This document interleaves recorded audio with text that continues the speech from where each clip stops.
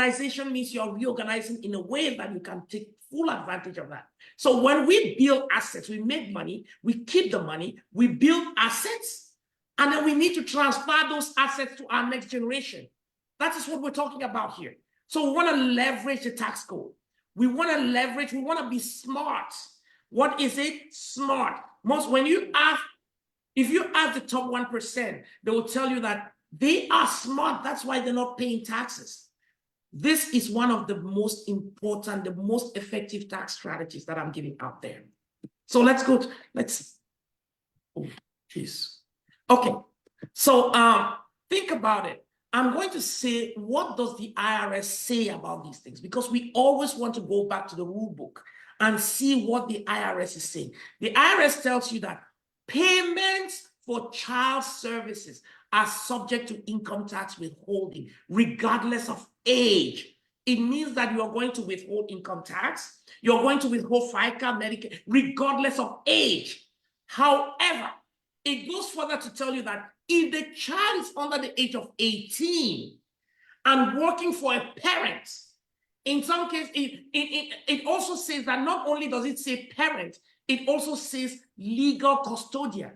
If that person is working for a parent or a legal custodian in a trade or business, payments are generally not subject to Social Security and Medicare taxes. So you can pay them without paying FICA, Medicare. That's 15.3%.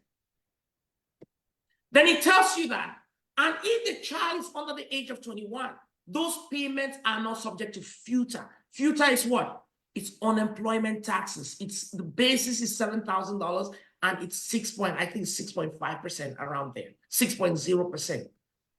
Now, it says, however, if the business is structured as a corporation, an estate, or a partnership, where only one of the parents is a partner, then you must withhold all these taxes from the child's wages. Now, it tells you that even though it has said all those things, you have to be careful with the way your business is structured, because the structure if you are not structured correctly, then you are going to face certain things. That's why we have adopted something called family management companies. Family management company will be the way for you, the structure to be able to pay these kids. The kid works for you. How do you pay them? If you pay them using any of these structures, either a corporation, means an S corp, a C corp, an estate, or a partnership, you may be liable to pay all withholding taxes. That's not what you want. That's why we've talked about family management companies. We use family management companies to make sure that these people are paid. Now, the question is, let's look at some of the implications here. The first thing is that you don't want to, most people just think that when we talk about paying children, paying your kids is just to allocate a certain amount of money to pay those children. No, it is not. Nada. Be careful.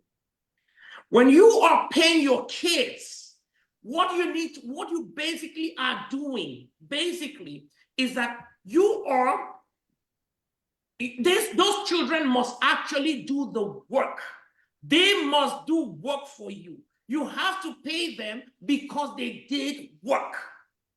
And in most cases, 90% of the time, when we are sole proprietors, when we are small businesses, our children are constantly working for us. They are constantly doing that thing. Please take me that piece of paper. Please do that, print that thing for me. Please do this for me. But people, we are not formalizing it. And guess what? If you are not formalizing this work that you're getting your kids to do for you, if you are not formalizing all these things that you're asking these kids to do for you, then what happens? The next thing is you are always, remember, I tell you, whenever you are in business, you have a silent partner in the business. And that partner is called the IRS. That partner is called your Department of Revenue if you're in a state where you have to pay taxes. So the Department of Revenue is your silent partner, and then the IRS is your silent. So everything you're doing for that business, make sure they are included, they are taking their fair share of it. So basically here, make sure the child is working and formalize it. Formalize it by making sure that you are paying that child for the work that they are doing. Now, you might want to think, what is a reasonable wage for paying that child? But before we talk about that, let's talk about age. You can make your child work for you at any age. Remember, number one, they have to do the actual work. Number two, the age can be any age. Any age, meaning that we have seen children who are maybe stylish. They are at the age of 2, they're already doing modeling for their parents. Their parents, maybe they own, they are designers, they are stylists, they are designers, and the children are already wearing baby dresses and then parading and doing marketing for those kids. That is work. The IRS, so the code doesn't talk about any limitation of age, but the courts have held that 7, the age of 7 is kind of an acceptable age. Can I have everybody muted, please? Can I have mute? Please, can we all mute, please? The last one he said that is do it. Please mute everybody.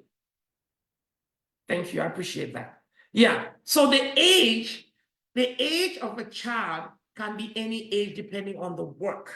But the courts have held that the age of 7 is the most appropriate. So basically, if your child is 7 or above, then we think that the child can provide reasonable service to the business. Now, what do you think when you talk about reasonable service? What is that service? The IRS, according to Code Section 162A, it tells you that for anything, for any cost, for any amount to be deductible on your tax return, it has to meet 3 criteria. Code Section 162A. The first criteria is that the whatever is being deductible has to be something that is ordinary.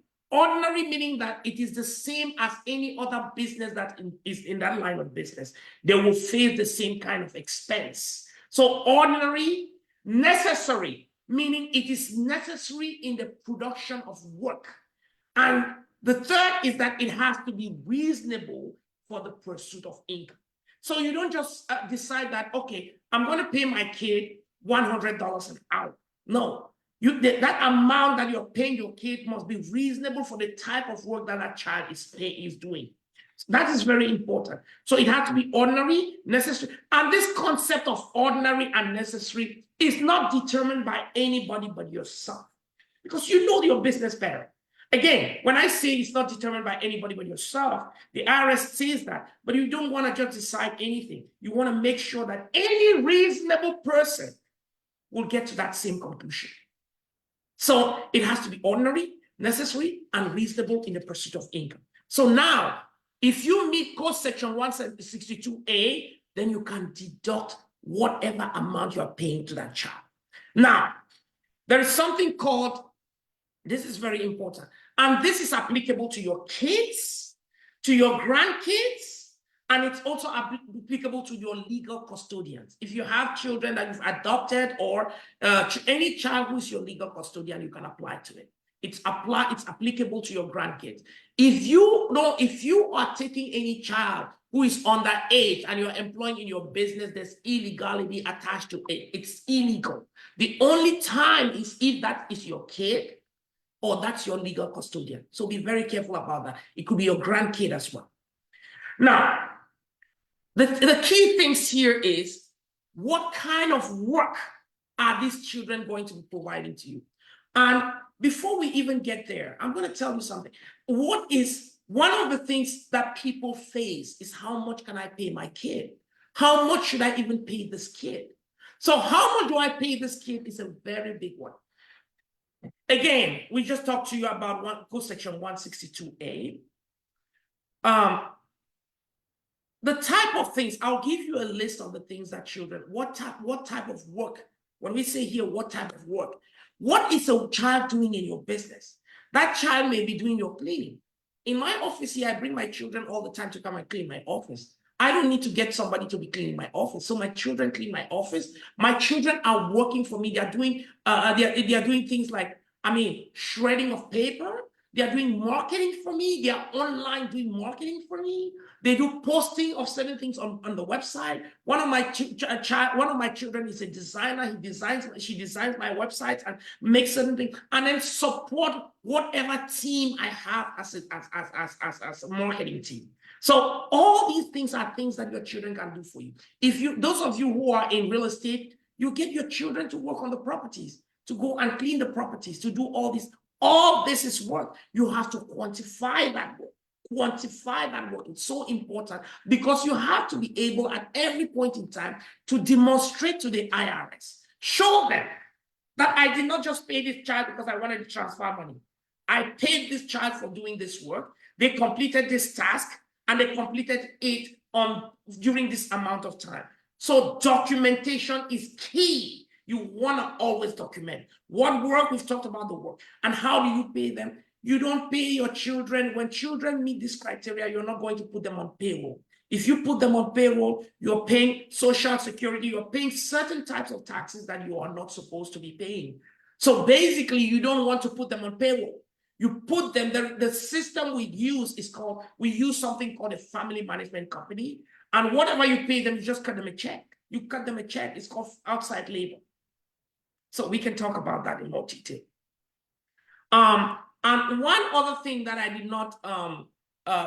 did not emphasize here is how to pay. How do you pay your child? You just cut them a check. You pay it. You want to make sure that it is going to a bank account of their own. You don't want to, if you give them cash, it is difficult for you to really justify that I gave them cash. The reason I say you should put them you should pay in a bank account of their own is because at the end of the day, there are strategies that we want to take further. It's not only about paying them. Once you pay them, then what next? That what next is what is the most important. That's why you want to have it in a bank account. Once the child is paid into a bank account, you can pay a check, you can pay into their bank account. You don't have to give them a 1099. You don't have to. You don't have to give them a W-2. No, you don't. It is outside labor and it's paid through a family management company. One thing that I have not touched is how do I determine how to pay my kid? You can't just sit here and say that my kid, we pay them $100 an hour for cleaning the office. No, it has to be ordinary, reasonable, and it has to be necessary in the pursuit of income. So what does that mean? There is something in the tax code called the standard deduction. So the standard deduction is a number that if you were to earn ordinary income equal to or below that number, you don't pay no tax. Very important. The standard deduction is that number that is provided you. If you earn that income or less, you are not required even to file a tax return. And in 2023, I'm going to take 2023. We have a number for 2024. I think it's a little bit higher. 2023, that number was 13,950. 13,950. It means that if you earn 13,950, you don't pay federal income taxes. Mind you, you may be liable for state taxes. So you want to check in your state to make sure that the standard deduction in your state is not lower than that number. So in every state, you want to make sure that the Department of Revenue setting of standard deduction is not lower than 13,900. I mean, depending, every year has a number. That number keeps growing. This year it's more than 14,000 because it grows by inflation every year. So basically, if you are paying anybody, including your kids, anything less than that standard deduction, those kids don't even need to file any tax return. That is free money. It is considered already taxed. So basically, it's after-tax money. So what does that mean? That means that if you have, say, 4 kids, like me, if you had 4 kids who are all over 7, and they are all working for you, or even if the child was, over 7 is the age that has been determined by the courts as being a reasonable age for a child providing services. You can have a child who's providing who is younger than that, but you have to be clear. It has to be clear and evident to everyone that this child is doing something that is specific. But if a child is less than 7, it may be hard for you to tell the IRS that that child is the one who's cleaning my office. That child is the one who is doing my marketing. It's maybe hard. But there are certain professions, there are certain things that a child can do for you that you can actually show them. So if you take 13,950 as your basis, and then you want to pay that child 13,950 because you don't want that child to pay any taxes. You don't want them to be involved in any taxes. You can take that number. You divide by the number of hours. I mean, you can break that number down. If you broke that number down, then you may be able to determine how much you're paying.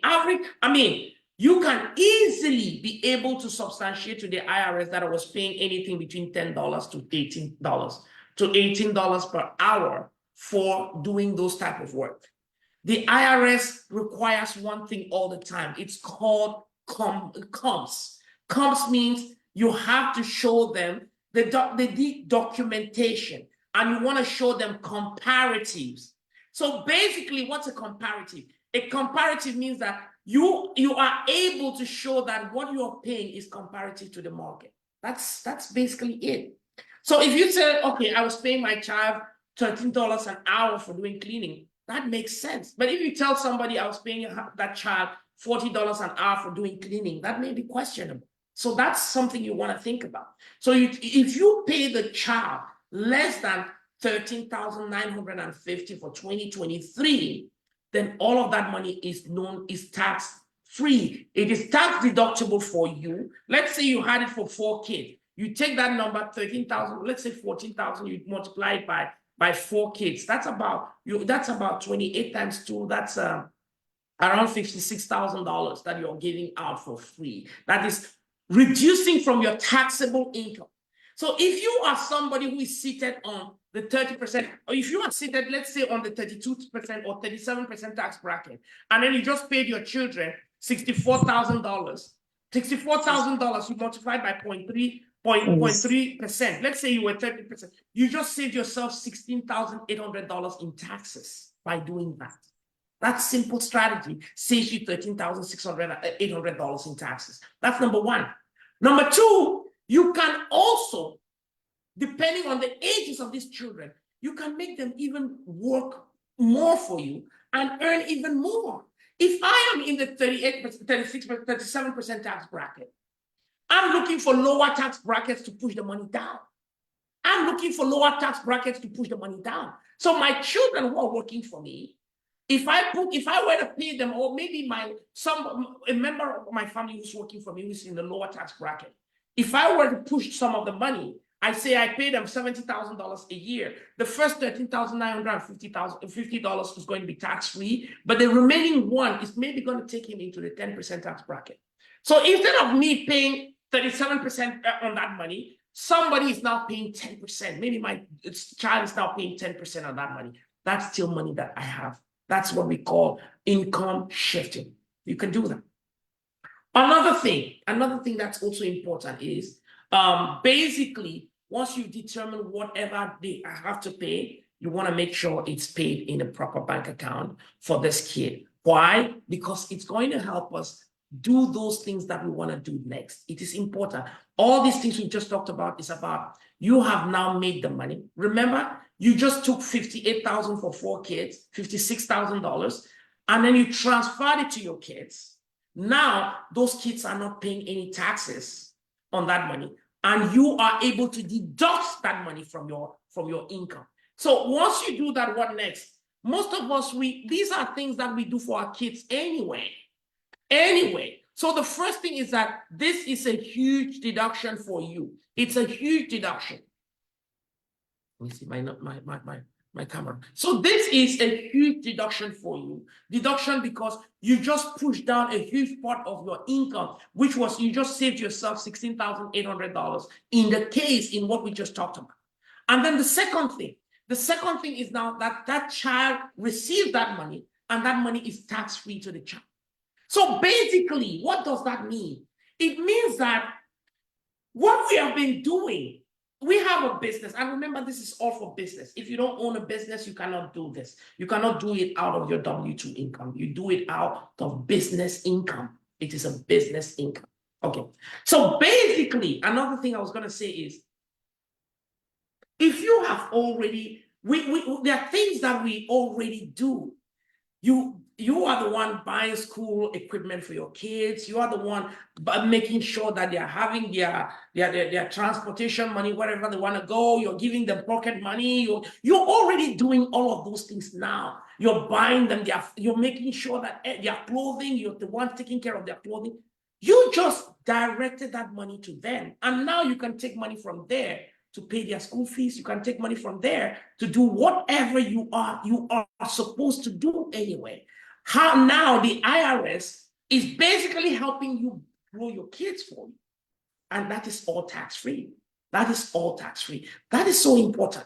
The next thing that happens, this is, I told you that it's tax-free up to standard deduction. I told you standard deduction being that number that we talked about is $13,950 in 2023. And then another thing is that you can shift income. I just told you about shifting income. That's one of the strategies, but it has to be based on actual work done. I can't emphasize that enough. It has to be based on actual work done. The IRS will want to know, what did that child do? You have to have documentation to prove what the child did.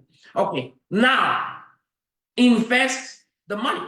You have to invest the money. Now you've taken, the child has the money sitting in the bank account. You have the money, the child has the money. You're investing the money already. You're using the money to take care of those things that you were going to take care of anyway. The child is now having the money you're taking care of the child through his own bank account. You don't have to take money from your own bank account and do the same things that you will not do anyway. So I hope this is making sense. Are we together? I just want you to click something in the chat. Let me know that you guys are there and it's work and this is making sense. I know this is a huge tax strategy that we use all the time, and I'm just giving it I want to make sure that we are all taking advantage of our own American dream. Now, one big thing that's going to come, once you've done all of these things, what next? What next? And this is where you start thinking about how you want to make this child, how you want to take that money and then make it grow. You want to make that money grow. Remember, we just had that money. It's been paid to the child. We've taken advantage of it. We've not paid taxes. We just saved ourselves $60,800 just by transferring the same money that we were going to pay taxes on anyway. We just saved ourselves that money. Okay, now it's in the account of the child. We're using it to take care of the child. We're using it to do certain things that we're going to do anyway. But the key other thing is that you can now invest this money. You can invest the money. There's something called high yield savings accounts. You can go and put it in a savings account, take that money and put it in a savings account that's paying some interest on this child. Now you're already saving money and putting money in an account for those kids, for those kids. So basically, those kids with the same money, the same things that you were doing anyway before, and it wasn't saving you any taxes, it wasn't doing anything, it was just expenses. I use this money to buy my daughter's car.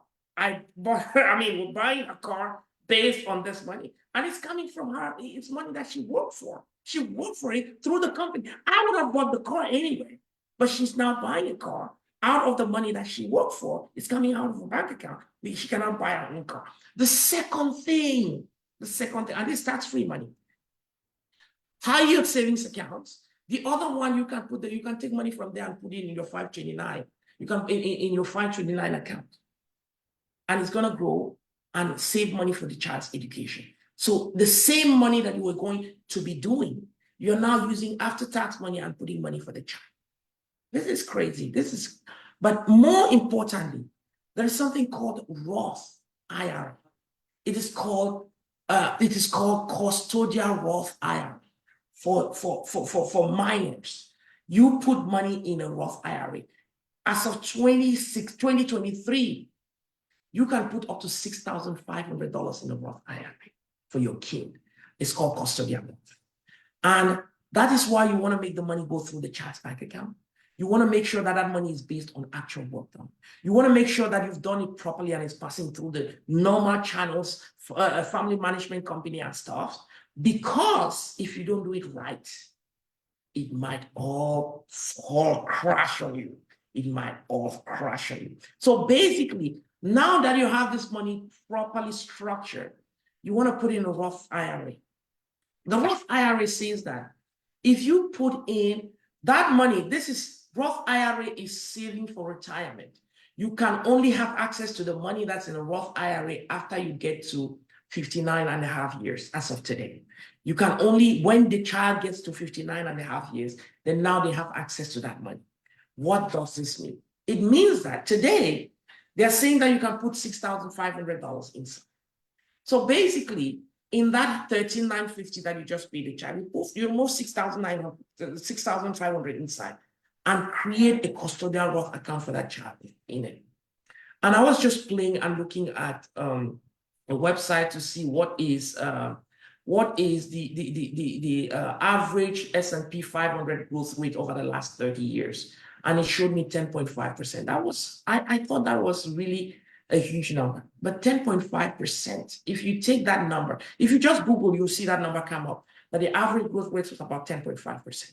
That 10.5%, if you are investing in a Roth IRA and it's growing 10.5% over the last 10 years, it means that just that one time that you put that money there could raise that child almost $1 million. That one time, by the time the child is retired. Again, I've not done the math to get the number, but that's a number that comes up all the time, that it's about $1 million. But think about it. Think about you not doing that just once. The child is today, let's say your child is 10, and you do that until the child gets to 18, and you're able to put that money in the account for that number of years. You just created millions and millions of dollars for that child when that child gets to that 59 and a half years old. So you've created a retirement account for that child. Remember, every other retirement money that you put, maybe in a traditional IRA, maybe in your 401k, all those monies that you put, that you contribute in there, they are going to be taxable at retirement. So when you're taking that money out at retirement, your 401k money is going to be taxable. But we just put that money in an after-tax savings account, in an after-tax retirement account called the Roth. So once you put that money in the Roth, you put it for 1, 2, 3, 4, 5 years, and then that child starts working. Even if the child became that type of child who doesn't take care of things, by the time that child retires, the retirement is already guaranteed by the parents, by you. Because that child will retire and have a couple of $1 million in the bank account that was created just by you doing this simple strategy. And what happens? That child is also getting this money tax-free. So maybe you don't get it. That money is tax-free. If you get $1 million upon retirement from your 401k, that $1 million, assume you're taking it, that $1 million is going to be taxed at, depending on how you take it, depending on what the tax rates will be at the time, it's going to be taxed heavily. But this is money that's going to be tax-free. So that is really what I call your building generational wealth for your kids, your grandkids, and that money is considered tax-free. That is, I mean, how else can you beat that? You can, again, and if you are that type of person who is smart, you can self-direct that money. Self-directing that money means that you have put money in that Roth IRA. You've self-directed. It means that you are putting in a bucket where it's not growing by Wall Street standards, not growing by the growth of S&P 500 and things like that. Maybe you're putting it into some real estate activity. You are going to multiply that money crazy. Remember, your biggest thing is about building assets. If you don't have assets, you don't have wealth. Wealth is not the income you make. Income, most people mistake income. You could make $1 million and be a broke man. and the other guy is making $100,000 or $50,000 a year and is very wealthy. That's very important. Wealth is about assets that are able to generate money. Let me give you something. Elon Musk, for all the years that he was working, that he created Tesla, he wasn't taking any money out of Tesla. He was building all his equity in Tesla, his shares in Tesla. He bought those shares when they were selling those shares. When he got them, they were about $6 or how many dollars a share that they were getting those shares. In 2021, those shares had grown to multi thousands of dollars, and he exercised those shares. He was not taking any money. His income was coming through short stock options. So basically, he's building assets, and he was living on debt. Again, that's the game. That is the American dream. You live on debt. Your income is coming in the form of assets. Or when you make income, you convert it to assets. And then those assets give you access to other people's money, which is called debt. Then you can leverage those assets to buy. I mean, let me just give you an example. He leveraged his asset to buy Twitter for $55 billion. Leveraging asset, he didn't pay anything. So basically, I am telling you that there is wealth. If you self-direct your IRA and then you maybe put it in real estate, that millions of dollars we're talking about is going to be multi amounts by the time that child gets to retirement. So I thought that this was a very important lesson that we talk about it today. And I have come to the end of my presentation for today. So if you have any questions, again, my name is Charles Njoya. I'm a CPA. If you're here and you're not following me on our channel, follow us on Facebook, follow us on Instagram, follow us on YouTube. We are doing a lot to help the community. We're trying to save. Every time we talk about this, we give you strategies that you can do to get into your American dream. Remember, I tell people all the time that if we do some of these things that I talk about, then it is very easily within the next 5 to 10 years, all of us that have come here and are working so hard, we will all be in the top 1%. We will all be in the top 1%. So thank you so much. Again, scan the QR code here and it will take you directly to my website. You can book a consultation with us. You can go there and book a free discovery call, and I can have an hour with you and we'll talk about your situation. Or maybe you're struggling with taxes and you want to reduce your tax bill. We are able to help you with that. Follow us on Facebook, Instagram, like our page as well, because that's the way you make more people get to follow us and see what we're doing. Thank you so much for being here. And if this added value to you, I just want everybody to go into this. Send me a thumbs up. I want to go to the chat and give us a thumbs up. Give us a thumbs up if this made sense to you or if you understood anything. I am now at the level where I am listening to your questions. If you have any questions, we have 5 minutes for questions. Hello, Charles. This is Stephanie, and I have a question actually. And yes, who am I speaking with? Stephanie, and I'm not on video. I'm driving and following at the same time. So, yes. First of all, thank you for your presentation and for the information that you have shared. And I have 2 questions actually. First of all, in terms of kids' employment, does it matter? Let's assume, for example, that we cut the checks for each kid. Does it still matter that each of the kids has a separate bank account, or can they have joint account? Let's say I have 3 kids. Can I have a joint account for the 3 kids, but cut the check for each of them and for them to catch in the same bank account? That's my first question. And the second question would be to know, does making this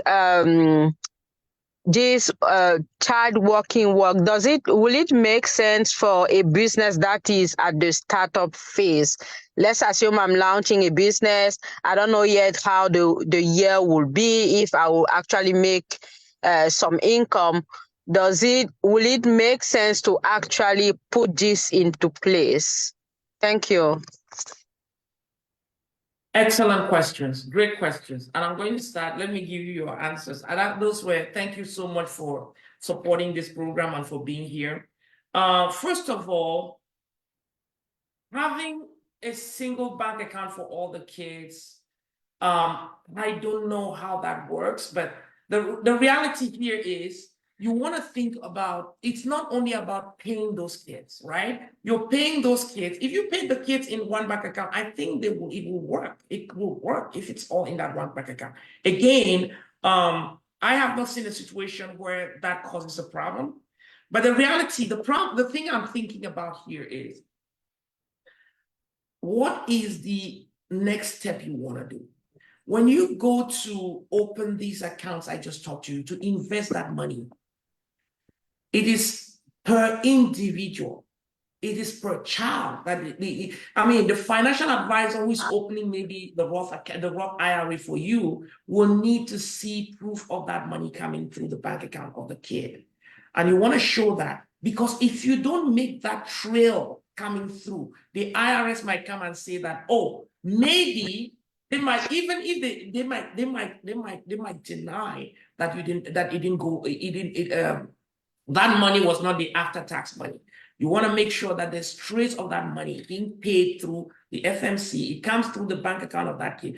And then when you go to open any of these accounts, you want to see that it's coming from that person's bank account, because you're creating that account in that person's name. You're creating that account in that person's name. And that's why you want to make sure that that person has a bank account to that person. So basically, I have seen some cases where people have their bank accounts and then they create separate accounts for those kids, and then they can use those accounts. I don't know how that works very well, but my thing has always been, create a separate bank account for those kids. Let them have their own separate bank account. That is me. Now, I don't want to tell you that will work for you to have all of them in the same bank account, and then when you go to implement it, there's an issue there. But what I know is that what I tell my clients is always have a separate bank account for each of those kids. Does that make sense? Are you there? Yes, it does. I had mute myself. That's number one. Thank you. Number two is business startup. It depends on what business you're doing. You're starting a business. There are businesses out there that you start, and then you could spend 5 years. It's all accumulation. It's all expense accumulation. You're accumulating expenses. First of all, you want to make it to be reasonable. When I say reasonable, everything has to be reasonable. You don't want to create an account just create a business just for it to be a funnel for you to take W-2 income and then transfer it to be a funnel. That may be a problem. But it is okay to have a loss-making business and you're paying your kids, as long as they did the work and the business is not considered a hobby. Because at times we have a hobby. Remember, the IRS says that if you're making losses out of 3 of every 5 years, it's going to be considered, it could be termed a hobby. That's what the IRS says. So basically, make sure that it's a business that's not a hobby. You have, if you're starting a business and your children are working in that business to make it work for you, you have to pay them. That's okay. It's okay. As long as you meet the code section 162A, you're making them do reasonable work. You're making them do work that is ordinary and necessary for that particular business that you're doing. Then you are in good stance. Yes, you can do that. Okay, that makes sense. Thank you. Perfect. Any other question? Question. I'll take 2 more questions. Hey, this is Val. Sorry, I can't be on video because I'm currently in a very awkward environment. But thank you for your great presentation, Njoya. So my question is this: talk about paying your kids, not necessarily putting them on a payroll. So I just got a signal there that what if you already put your kids on a payroll, and your payroll was designed in such a way that, those taxes, like you were showing, those taxes are not, triggered. But I mean, they're actually on a payroll. Like you run payroll for. So how is that going? Is that going to be a problem? Yes, you still respect the standard deduction that you don't go above it, but they were actually on payroll. Is there any problem? Again, it depends on the structure of your business. Remember when I started, I read what the IRS says. The IRS says that if your kid your business is structured as a corporation, an S Corp, a C Corp, an estate or it's a sole proprietorship, then you would have to pay taxes. You have to pay those taxes. So basically, that's why I said, first of all, you have to make sure that you have the proper structure for the business. If you have the proper structure, I want to read that paragraph to you. It says that payments for the child services are subject to income tax withholding, regardless of age. That is the baseline. However, if the child is under 18 and working for a parent in a trade or business, payments are generally not subject to Social Security and Medicare. And if the child is under the age of 21, these payments are not subject to FUTA. Great. However, that is where it comes in. If the business is structured as a corporation, an estate, or a partnership where only one of the parents is a partner, then you must withhold all those taxes. You want to make sure that you meet that. If you meet those requirements on there, and then you're passing it through payroll, the reason we talk about family management company is because we are trying to avert that one. If you have those things and you're passing it through payroll, you're not withholding all of this, that may be okay. That may be okay. Does that make sense? Did I answer your question? Yes, I got to. When you talk about corporation, S corp, and all that, what is an LLC, right? I don't think that is S corp. It could still be like a sole proprietorship. I mean, I just want to get it clear. So the three entities that we talked about here was corporation, estate, and partnership. Okay, and that partnership where only one parent is a partner. That's a problem. Okay. Now, when you talk about an LLC is a state type of structure. The IRS knows that there is something called LLC, but they don't, in their system, there is nothing called LLC. An LLC has to be an election. If you are a single member LLC, the IRS defaults you to what you call a sole proprietorship. Right. You are defaulted. But now, if you have multiple partners, it defaults you to a partnership. It becomes a partnership automatically. Now, you have the election, the ability to go and elect it to be something else. You have that ability. So when you talk about LLC, LLC itself doesn't mean a thing until you have to look at how it is structured. Is it a single member LLC, in which case it defaults to a sole proprietorship? Or is it a multi-member LLC, in which case it becomes a partnership? Unless you have now elected to be taxed otherwise by the IRS. The IRS only deals with it, only looks at it from those perspectives. I think you answered my question. I think you answered it. That point of that election, I think you answered it. Thank you so much. I appreciate that. Thank you so much. Yeah, any other questions? Let me look at the chat. Any question in the chat? Yeah, so basically, I mean, I just want to thank you. What time do we have here? It's almost 5 o'clock.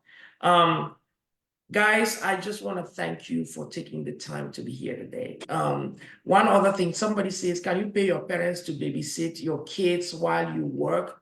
How can one report that? Okay, you can basically, yes, you can pay your parents to babysit while you work. That's for sure.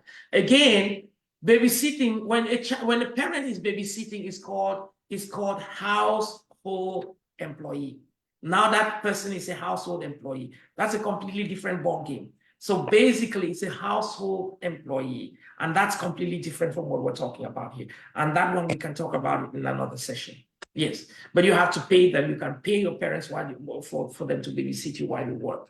But if you are doing a W-2, then there's a way to do that, but we can talk about that as well. When these things are very easy, they get very easy when you own a business. That's why businesses are always looked as the way to make most of these things happen. And I tell people all the time, whether you are doing what, whether you're making $2 million from your job, always have a side gig, because that allows me as a tax strategist to be able to do anything I want. We can do a lot of things if you have a side gig, if you have a business. If you don't have a business, it becomes very difficult to do certain things. Thank you guys very much. Today, I just want to tell you, I am going to be speaking extensively on Tori Day. There is at 6 p.m. I'm going to be on Tori Day. It's on Facebook, it's live. There are going to be hundreds of people on there. And if you want to listen to more of these things, first join us until we day tonight at 6 p.m. Thank you so much. I appreciate you all. Thank you, Charles. Please go like our page, follow us on YouTube, Instagram, Facebook, and then we are doing these things more. We have a lot of these presentations on our pages. You'll see a lot of these presentations that we've already done. Thank you and have an excellent rest of your day. Bye-bye. Can I have a jingle, Bye. please? Thank you. Thank you. I appreciate you guys. Can I have music, Thank you, please? Mr. Charles. Thank you. Thank you. Thank you, sir. Thank you. Next appointment next Thank you. week, same time. Next week, same time. It's going to be very, very interesting next week. Okay, thank you. Thank you. Bye-bye. Thank you, noted. Can I have a jingle? Can I have my music, please? Please, please.